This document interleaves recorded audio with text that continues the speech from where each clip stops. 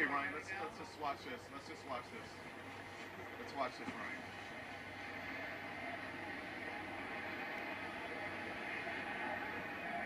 I think that these are just smoke devices. Now they're throwing. Go ahead, Chris Cuomo. If you can hear us, they're throwing. We believe that these are flashbangs. That these are basically just distractions. They were picked up and thrown back at the police, and that is now forcing the line to move. So now they're coming up, and they're moving the line up here. They're doing that step and drag. We'll see what happens when they come up on us. Let's just watch it a little bit, Chris, and hear police and the protesters. Yep, you got it.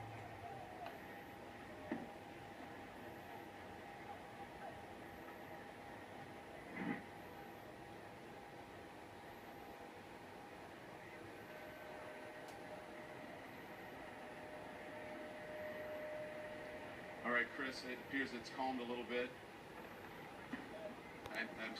Can you attest to that for us? Yeah, right now, they're holding that line. They've thrown those flashbangs down. Jay and I are in front of where the police officers are right now. You can see the flashbangs. They are not gas.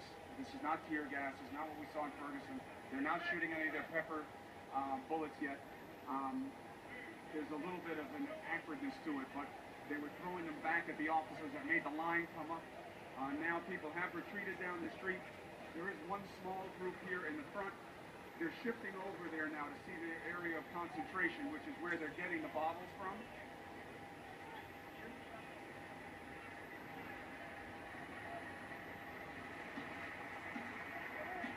Now, the pepper guns are what you're hearing going off now. And you hear those pops? That's them shooting these repellent pellets that shoot a powder out when they hit you that has the pepper spray, the CS powder in them. What are we seeing in comparison to numbers between protesters and police officers? The police are probably about 500 maybe, all the way around. And the people directly in front of them have laid out, but you probably have close to 1,000 people down the streets in two different directions. The police have not pursued in either direction. They haven't pursued in either direction right now. You can see down this way people have run, and they've gone straight down the street. The officers reorganized in front of them, and now they are tightening ranks to move directly down this street. And you have young men in this crowd of police, young women in this crowd of police, white, brown. So, Chris, I want you to stand by. I just want to hear from our other colleagues. Don't go anywhere. Jason, you said that you were right by the front line. And again, I want to tell our viewers that the media has permission to be there. Jason, is it this intense where you are? No, Jason.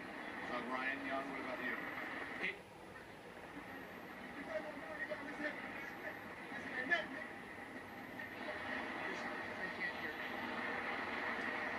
Okay, Jason Carroll, are you there?